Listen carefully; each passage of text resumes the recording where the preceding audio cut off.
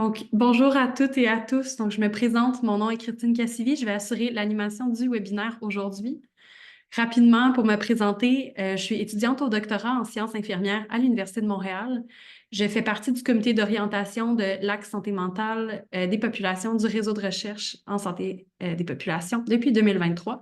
Je fais également partie du comité étudiant du RQSHA, donc le réseau québécois sur le suicide, les troubles de l'humeur et les troubles associés. Donc, pour débuter cette deuxième journée de webinaire, je voulais vous souhaiter la bienvenue et vous remercier de votre présence.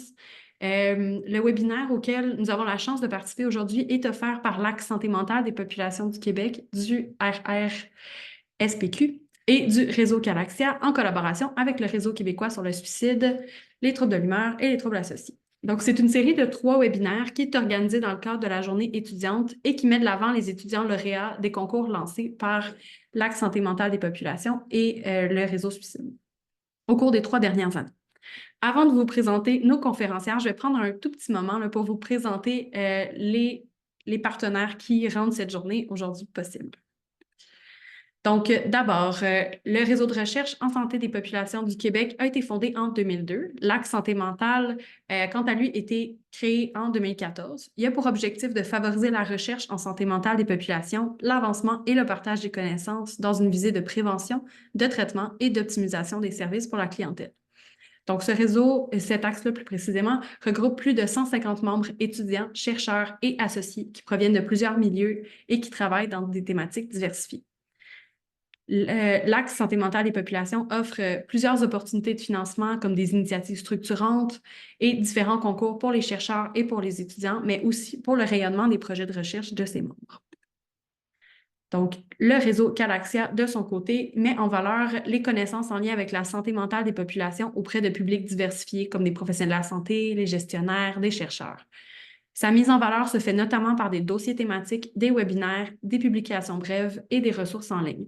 Pour plus d'informations, je vous invite fortement à aller consulter leur site web. Il y a un paquet de documentation intéressante. Finalement, donc, le réseau québécois sur le suicide, les troubles de l'humeur et les troubles associés a pour objectif de promouvoir la recherche multidisciplinaire et interprofessionnelle sur la caractérisation du phénomène suicidaire, sur les interventions pour sa prévention et son traitement. Il vise également à favoriser le réseautage entre la communauté scientifique, les professionnels et non professionnels des milieux cliniques, communautaires, les patients et les familles. Il favorise aussi la création d'effets de levier pour le financement de la recherche, la formation de la relève, le développement d'initiatives stratégiques et le transfert des connaissances. Si on a des étudiants parmi nous dont les projets de recherche cadrent avec le RQSHA, je les invite fortement à liker la page sur Instagram et sur Facebook du comité étudiant. De cette façon-là, on va pouvoir mieux communiquer. Donc, il y a plein d'activités qui s'en viennent. Je vous invite fortement. Si jamais vous avez des questions, n'hésitez pas à m'écrire également. Avant de vous présenter nos conférencières pour de vrai, je vous informe que la séance va être enregistrée, elle est enregistrée, pardon, et elle va par la suite être disponible sur le site web du réseau, sur le site web de Calaxia, ainsi que sur la chaîne YouTube de l'Axe santé mentale et population. Tout au long de la présentation, on va vous inviter à écrire vos questions dans le module questions et réponses que vous voyez dans le bas de votre écran.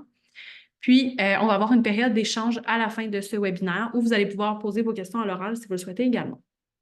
Il y a certaines informations complémentaires qui vont être mises à votre disposition dans la section clavardage.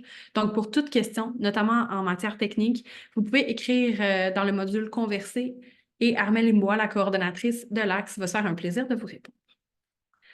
Donc, on a 2 conférencières aujourd'hui. On a 3 personnes à l'écran. Je vous explique pourquoi. Donc, notre première conférencière, donc Azita Zahiri Assini, est une chercheuse et elle réalise présentement ses études postdoctorales en épidémiologie occupationnelle au département des sciences de la santé de l'Université du Québec à Rimouski. Sa présentation va avoir lieu en anglais. Vous êtes par contre invité à poser vos questions en français ou en anglais que je pourrai traduire au besoin. Notre deuxième conférencière, c'est ce que je vous disais, malheureusement, a dû s'absenter aujourd'hui. Je vais prendre une petite minute tout de même pour la souligner et vous souligner son projet qui est fort intéressant. Donc, il s'agit de Michaela Binakova, qui est une candidate au doctorat en sociologie à l'Université McGill. Son projet s'intitule Changes in Drug Use and Mental Health Help-Seeking Behaviors in Canada during the COVID-19 Pandemic. Notre troisième et dernière conférencière se nomme Valérie Chauvin. Elle est étudiante à la maîtrise en sciences de l'activité physique à l'École de kinésiologie et des sciences de l'activité physique de l'Université de Montréal. Donc, j'arrête mon partage d'écran et je passe la parole à Azita. Donc, I'm going to stop my screen sharing and pass the screen to Azita. Thank you so much.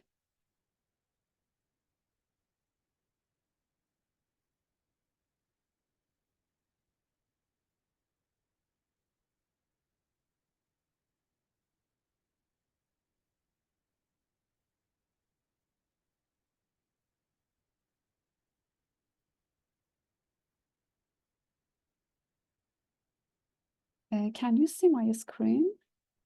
Yes, but it's not in presentation mode. Oh, just a moment.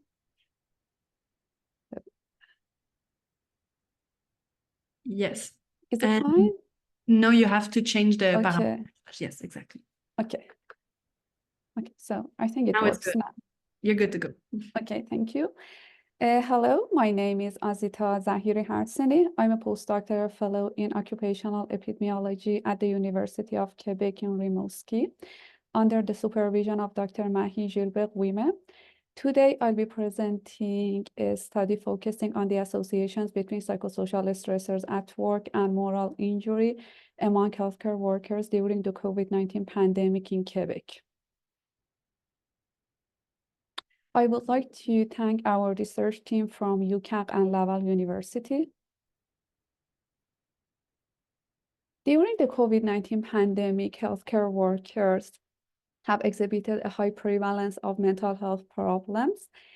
They have been suffering from extreme psychological, cognitive, and emotional responses and consequences, including guilt and shame, placing them at increased risk of moral injury. So moral injury is the psychological suffering or consequences resulting from the discrepancies between one's personal moral beliefs and their experiences, causing dissonance and conflict. This situation could happen due to the lack of healthcare resources and facilities, overcrowding, which makes them unable to provide quality care for patients, and so on. So exposure to moral injury events can be self or other-oriented. This situation can be generated by the actions taken by the person himself or by the other people, especially one's leader or trusted authority. COVID-19 pandemic has exacerbated moral injury among healthcare workers. Working conditions known as psychosocial stressors at work increase the risk of developing mental health problems among healthcare workers by 50 to more than 80%. So identifying these stressors predicting moral injury is extremely important, as they could contribute to the reduction and management of mental health problems, as well as the implementation of tailored interventions in urban and non-urban areas. As these stressors are frequent and mostly modifiable occupational risk factors and could be reduced by using appropriate organizational interventions, studies are needed to examine the associations between these psychosocial stressors at work and moral injury. Psychosocial stressors at work are classified in two categories: most documented and emerging stressors. Most documented stressors are psychological demands, workloads, and particularities. Job control refers to the ability to make decisions. Social support from colleagues or supervisor. Reward has different aspects such as respect and esteem, job security and promotion, and compensation. Examples of emerging psychosocial stressors at work are emotional demands, digital stress, being overwhelmed by information and communication technologies or by the information transmitted.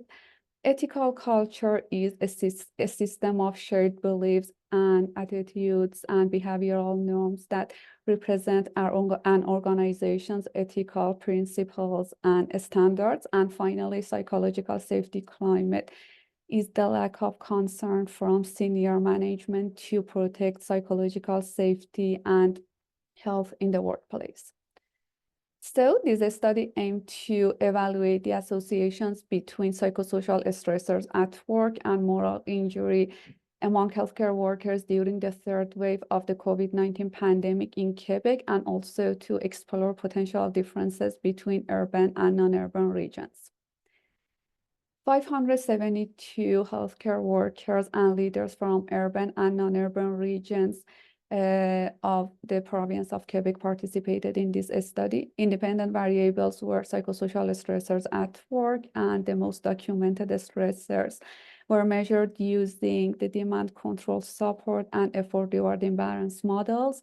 Emergent stressors were examined using the occupational health and well-being questionnaire developed by our team.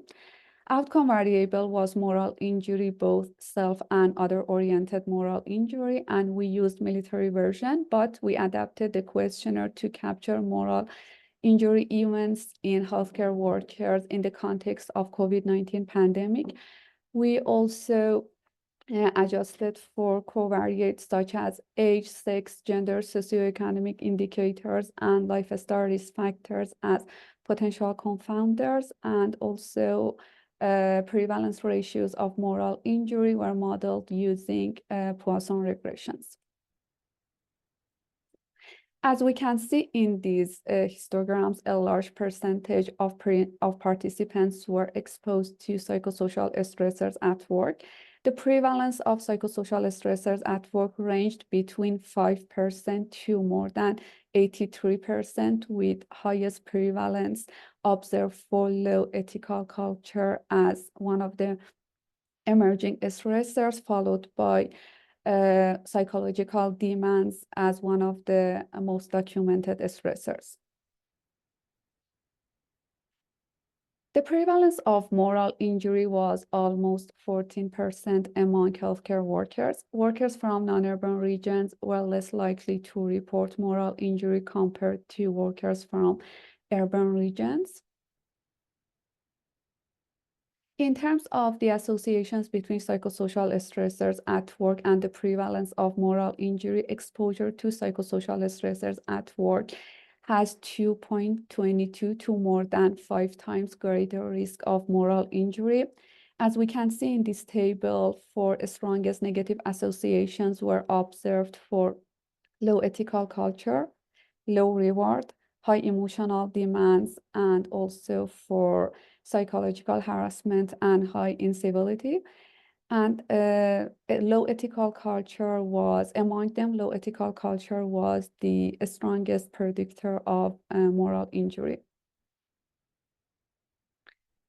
The associations between psychosocial stressors at work and moral injury were similar in urban and non-urban regions, and for the stratified analysis by region, we observed just small differences between urban and non-urban areas.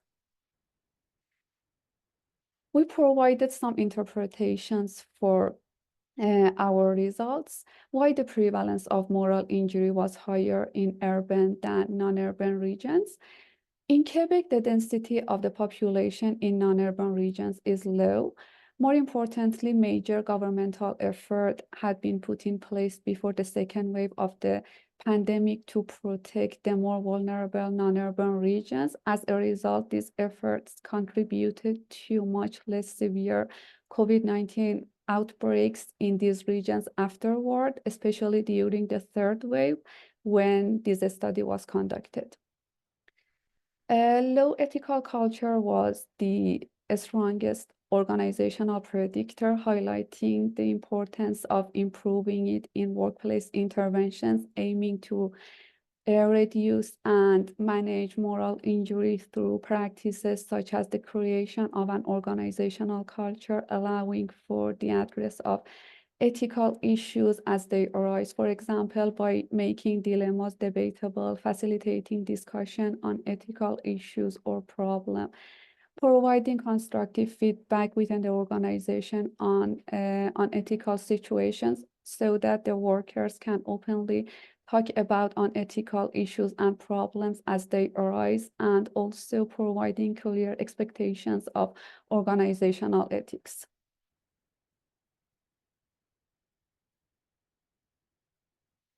Considering a comprehensive set of psychosocial stressors at work as predictors of moral injury was one of the main strengths of this study. And as I mentioned, the study was conducted during the third pandemic wave, and the result reflected the reality of long-term implications of the pandemic in Quebec. And this study examined the prevalence of moral injury as well as the associations between the stressors and moral injury separately in urban and non-urban areas. The limitations should be acknowledged. The online recruitment is one of them. More than 2,000 workers received an invitation, and more might have seen the poster on social media platforms, but the participation rate was rather low.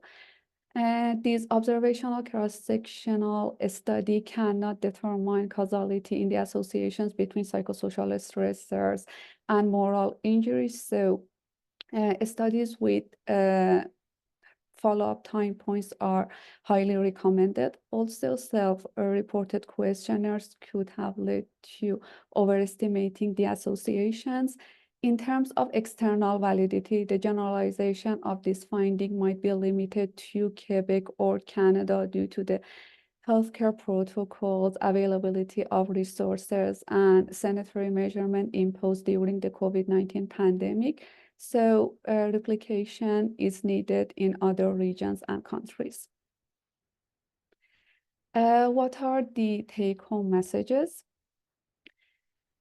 Psychosocial stressors at work are associated with the prevalence of moral injuries among actors of the healthcare system. So these stressors might be key prevention targets.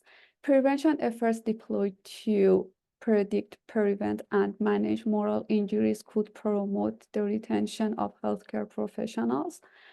Ethical culture could play a particularly important role and should be taken into account in workplace interventions aiming to reduce moral injury.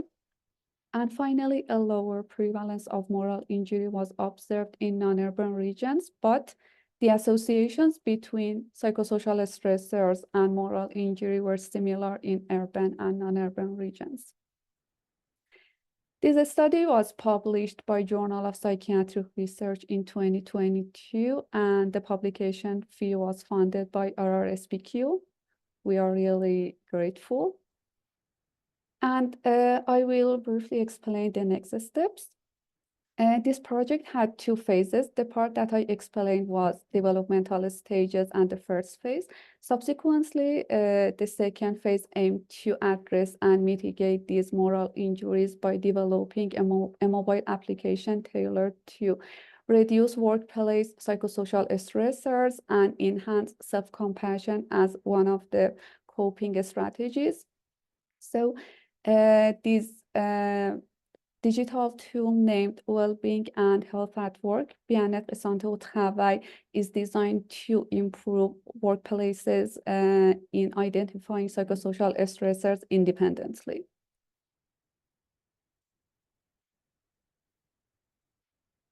Thank you so much for your attention. Thank you, Azita, for your presentation. It was really interesting. Thank We're you. next going to go with Valérie, who's going to, and then we'll move on to the questions. Thank you.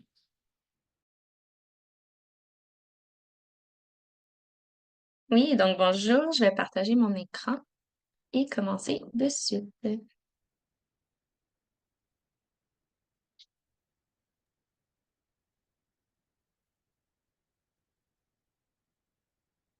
C'est bon. Voilà, c'est parfait. Donc, bonjour. En fait, moi, je m'appelle Valérie Chauvin et comme mentionné, je suis étudiante à la maîtrise en sciences de l'activité physique. Ici, je vous présente un projet, en fait, sur lequel j'avais commencé à travailler lorsque j'étais encore au baccalauréat en kinésiologie. Donc, j'étais étudiante en deuxième année.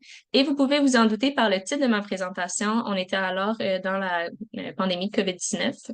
Donc, je vais justement vous présenter l'impact des restrictions sociales pendant la première partie. Contrairement à l'autre présentation d'avant, moi, je vise la première phase de confinement et la première phase de déconfinement de la COVID-19.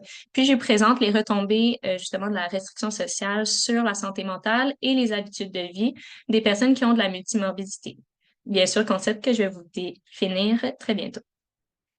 Donc, on sait tous et sans surprise, la COVID-19 a engendré des mesures sanitaires, entre autres les restrictions sociales. Ici, on inclut les périodes de confinement, mais également la distanciation sociale, et ceci à travers une majorité des pays dans le monde. On le sait aussi que ces mesures de restriction sociale pouvaient engendrer potentiellement des altérations au niveau de la santé mentale, mais également des habitudes de vie. Donc, effectivement, lors d'éclosions précédentes, exemple lors de l'Ebola et de la H1N1, les personnes qui avaient expérimenté des périodes de confinement prolongées ou autres avaient une augmentation en fait du niveau de peur, de stress, choc post-traumatique, dépression et anxiété. Un autre fait qu'on sait, c'est que les personnes qui sont atteintes de multimorbidité, ici, la multimorbidité, c'est en fait c'est la présence de 2 pathologies chroniques ou plus chez une même personne, et bien dans leur vie quotidienne, ils sont plus à risque d'avoir des altérations de leur santé mentale, mais également des habitudes de vie délétères. Donc, on voulait venir vérifier justement c'était quoi l'impact des restrictions sociales durant la COVID-19 sur ces personnes qui sont dans leur vie de tous les jours plus à risque des altérations de santé mentale et des habitudes de vie.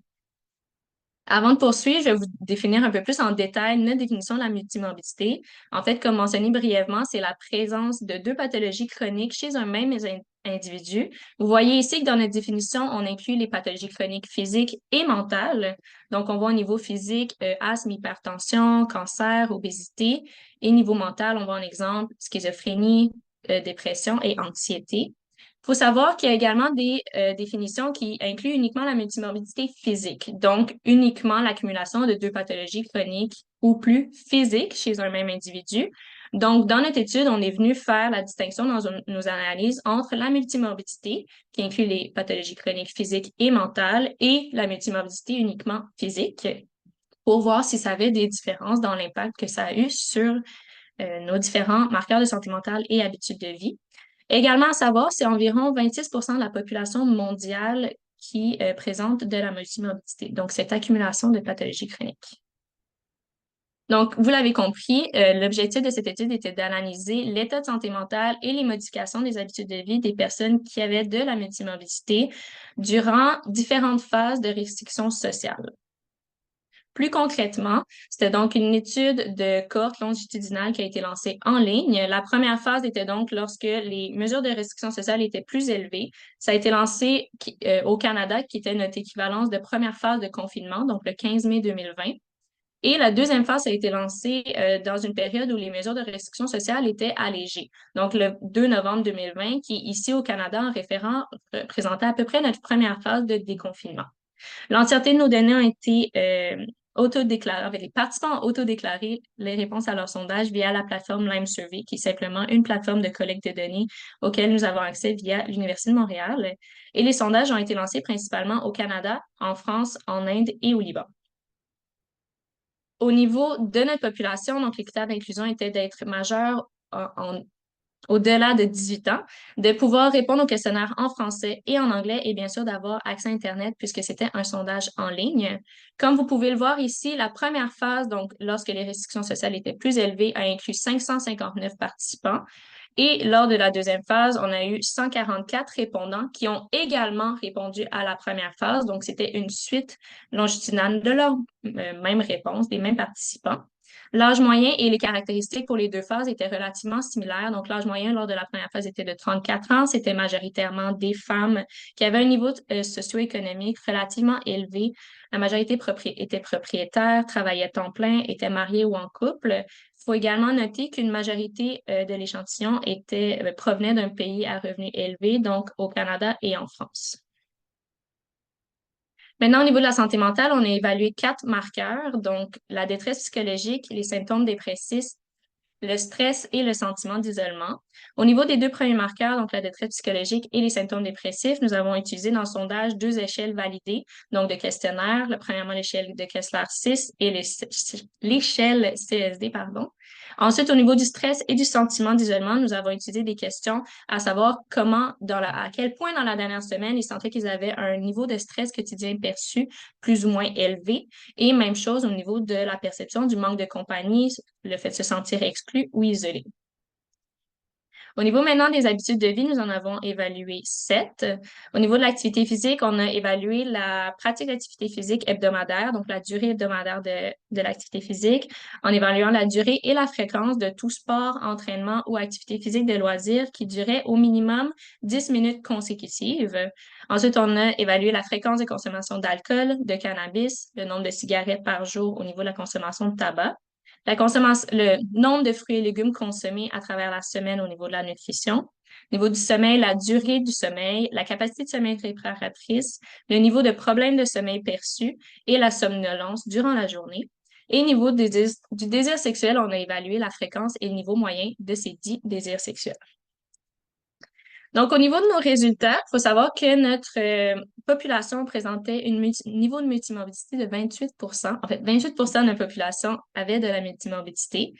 On voit aussi vers le bas que la prévalence de multimorbidité était plus élevée au Canada et en France versus au Liban et en Inde. Et au niveau de la multimorbidité dit uniquement physique, donc je le rappelle, physique, c'est uniquement les pathologies chroniques physiques et la multimorbidité, c'est les pathologies physiques et mentales cumulées. Donc, justement, au niveau de la multimorbidité physique, la prévalence était de 21 encore une fois, légèrement supérieure au Canada et en France versus en Inde et au Liban. Ces prévalences se comparent, je le rappelle, à peu près à la prévalence attendue à l'international, qui est aux alentours de 26 Maintenant, au niveau de la santé mentale, ici, je vous présente uniquement les résultats pour l'entièreté de notre échantillon. Donc, il n'y a pas encore de distinction faite entre les personnes avec multimorbidité ou non, mais je trouvais intéressant de vous montrer que la prévalence justement de nos différents marqueurs de santé mentale, de stress psychologique, symptômes dépressifs, stress et sentiments d'isolement était relativement élevée, donc entre 19 et 35 de prévalence chez l'entièreté de notre population. Il était également intéressant de noter que lorsque les restrictions sociales ont diminué, il y a eu une déclaration d'augmentation de stress et de détresse psychologique chez l'ensemble de notre population. Ici, ça se compare assez bien à la littérature puisque cette augmentation de la détresse psychologique et du stress, en fait, a été démontrée comme étant reliée surtout, en fait, à beaucoup de précarité, beaucoup de questionnements, précarité au niveau des emplois, entre autres. Il faut cependant noter qu'à ce moment-ci, dans le sondage, on ne savait pas qu'il allait y avoir des vagues subséquentes de la COVID-19. Donc, c'était vraiment une première phase de déconfinement où il y avait un peu d'espoir, mais beaucoup encore de précarité. Ensuite, il y avait une diminution des symptômes dépressifs et du sentiment d'isolement. Encore une fois, ça se retrouvait également dans le reste de la littérature, puisque avec l'augmentation des contacts sociaux et les restrictions sociales, justement, qui ont diminué, il était logique de s'attendre à une diminution du sentiment d'isolement qui venait de pair. Maintenant, ici, je vais faire la différence entre la présence pour les personnes qui avaient de la multimorbidité ou non. Donc ici, j'ai fait un premier modèle d'analyse statistique par modèle mixte. Je vous invite à porter attention principalement à la colonne ratio, donc odds ratio. Ici, ça démontrait en fait que les personnes qui avaient de la multimorbidité étaient 2 à 3 fois plus à risque de vivre avec de la détresse psychologique, symptômes dépressifs, stress et sentiments d'isolement que les personnes qui n'avaient pas de multimorbidité durant la phase où les restrictions sociales étaient les plus élevées. Ensuite, je vous invite à aller vers le deuxième modèle. Ici, au niveau des analyses, j'ai ajusté les analyses également aux habitudes de vie. Donc, je voulais voir si les habitudes de vie avaient un certain effet protecteur sur les analyses ou non.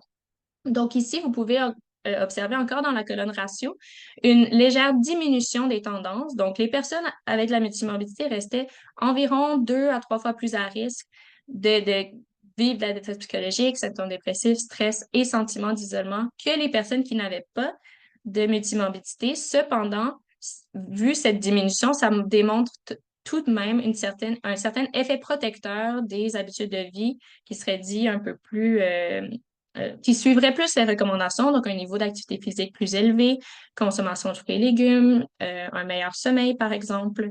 Donc, on peut conclure un certain effet protecteur de ces habitudes de vie sur la santé mentale durant les périodes de restrictions sociales. Il faut aussi noter que l'ensemble de ces résultats ont été maintenus lorsqu'on analysait uniquement pour la multimorbidité physique. Par contre, l'ensemble des ratios était légèrement plus faible. Maintenant, je vous présente les résultats au niveau des habitudes de vie. faut savoir que je vous présente uniquement les habitudes de vie où il y a eu des adaptations qui ont été différentes entre les personnes qui avaient ou qui n'avaient pas de multimorbidité dans notre étude. Donc, je vous invite à regarder le premier graphique. Au niveau de l'activité physique, il faut savoir que lors du premier sondage, donc au moment où les restrictions sociales étaient le plus élevées, les participants ont évalué leurs habitudes de vie au moment du sondage, donc durant la période de restriction sociale, mais ont également reporté leurs habitudes de vie habituelles avant la COVID. Donc, on voit ici la diminution reportée des personnes qui avaient de la multimorbidité entre leurs habitudes de vie habituelles et celles pendant la COVID-19. Donc, on voit une grande diminution du niveau d'activité physique qui, au contraire, chez les personnes qui n'avaient pas de multimorbidité, a été reportée comme étant plus ou moins stable et même une légère augmentation. Ici, on voit également, maintenant, vers la droite, la consommation de fruits et légumes. Donc, chez les personnes qui avaient de la multimorbidité, ils ont reporté augmenter leur consommation de fruits et légumes, tandis que c'est resté relativement similaire pour les personnes sans multimorbidité. Ici, si on compare à la littérature, l'ensemble reportait majoritairement, en fait, une augmentation de la consommation de l'apport calorique en entier, donc incluant une augmentation de la prise de collation et ou de d'autres types d'aliments que nous, malheureusement, ne sommes pas venus évaluer. Donc, on pourrait venir penser que cette augmentation de fruits et légumes est potentiellement reliée à une consommation de l'apport en nourriture plus globale également.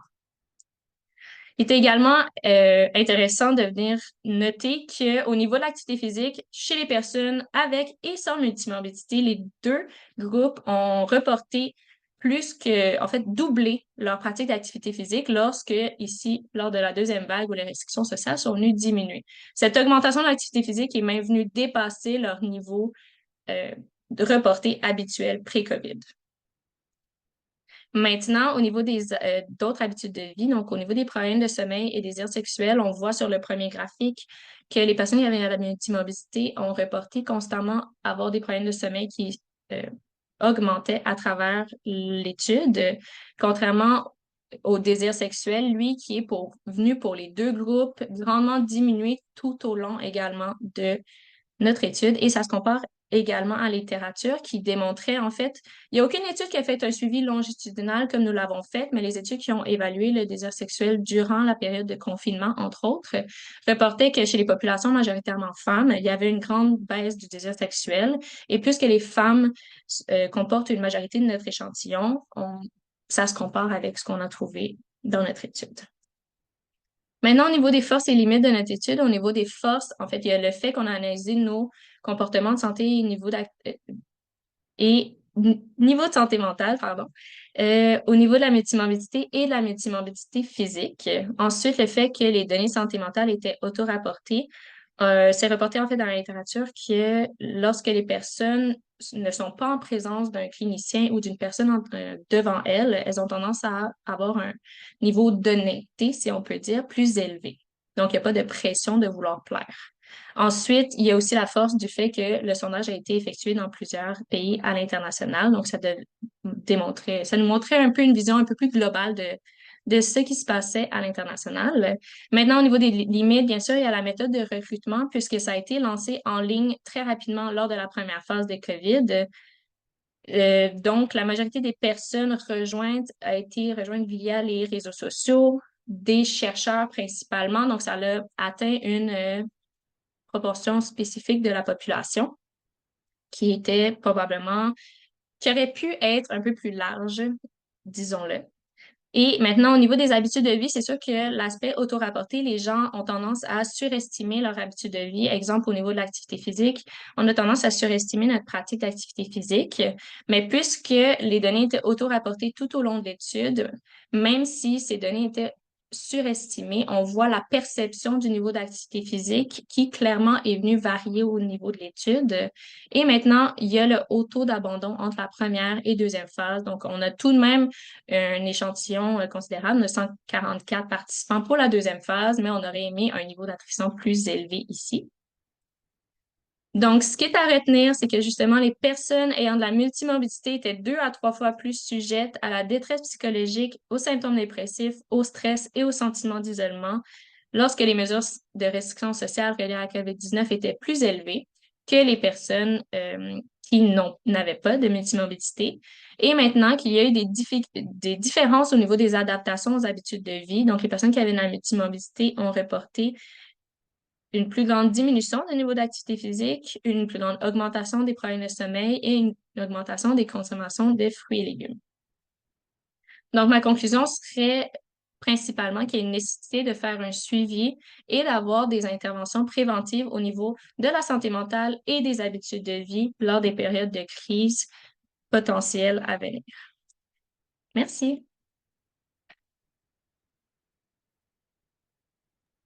Merci beaucoup, Valérie, pour ta présentation super intéressante. Donc, à titre de rappel, on est rendu à la section sur les questions.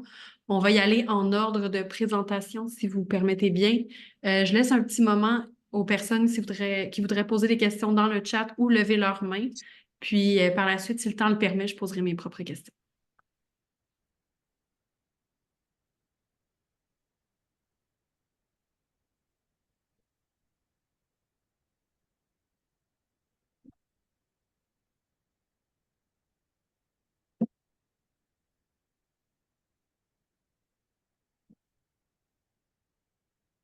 Donc, je vois pas de questions, donc je vais me permettre de poser ma question. Donc, Azita, could you expand on the association and implication of these results with the COVID-19 pandemic?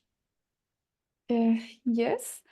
According to the literature, the global COVID-19 pandemic has exacerbated existing sources of stress in the workplace, especially in healthcare workers who are treating and caring patients with COVID-19 pandemic. However, we didn't specifically question the participants about the influence of COVID-19 pandemic, but what we observed was that the COVID-19 pandemic has exacerbated the association between the stressors and moral injury. When we refer to the existing literature, we observed these stressors existed before the pandemic, and they will remain after the pandemic as well. But as I mentioned, this situation exacerbated the sources of stress, especially in healthcare workers. So the findings of this study are extremely important and should be taken into considerations by workplace managers and researchers for future health crises as well. Thank you for your answer. I have a second question. Yes. So out of curiosity, I was wondering, was the pandemic a specific focus for this questioning, or are the links drawn simply because this study was completed during COVID-19? Yes, as I mentioned, we really didn't specifically question our participants about the influence of COVID-19 pandemic, but what we observed was really interesting, and we observed, the strongest associations between the stressors and moral injury, and even high prevalence of moral injury among healthcare workers during the COVID-19 pandemic compared with, the situation beyond the pandemic.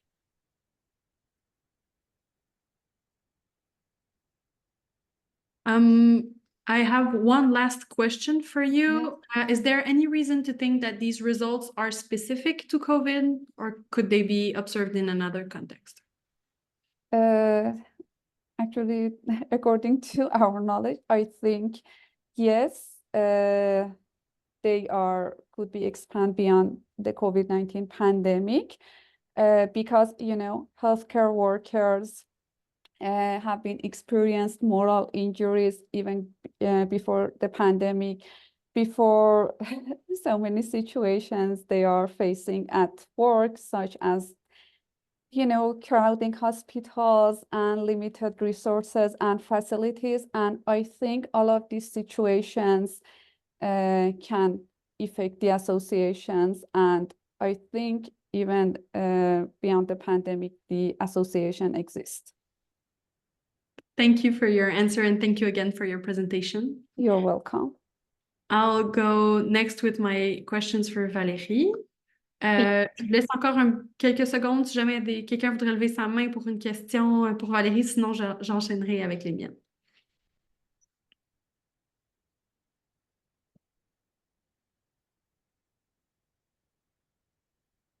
Je ne vois pas de questions. Donc, je vais y aller avec les miennes. Je voulais savoir, Valérie, comment est-ce que les restrictions sociales se comparent dans les différents pays que tu as inclus dans l'étude? Oui, en fait, ça, c'est une bonne question. Donc, il faut savoir que lors de la première phase, dans l'ensemble des pays qui étaient sondés, les restrictions sociales étaient plus élevées que dans la seconde phase. Par contre, les restrictions venaient varier d'un pays à l'autre. Si je peux faire un peu un grand overview, au Canada, comme je l'ai mentionné, dans la première phase, c'était première période de confinement. Lors de la deuxième phase, c'était le premier déconfinement. Donc, ça a passé d'un confinement relativement total à partiel, puis déconfinement. Au niveau de la France, c'était relativement similaire. Par contre, eux, c'était un peu plus l'obligation du port de masque, mais également des rassemblements sociaux de plus grande taille. Donc, c'était un peu moins sévère, si on peut dire, que c'était au Canada. Mais il y a également cette diminution lors de la deuxième phase où les restrictions sociales étaient en fait, les rassemblements de plus grande taille commençaient à être permis, les ouvertures des gros commerces également, qui étaient précédemment fermées.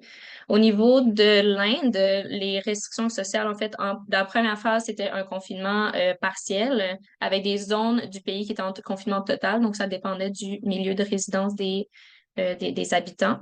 Et l'ensemble du pays devait respecter distanciation sociale et port du masque. Lors de la deuxième phase ici en Inde, donc c'était réouverture partielle des écoles, des commerces, également la fin du confinement partiel qui était en place.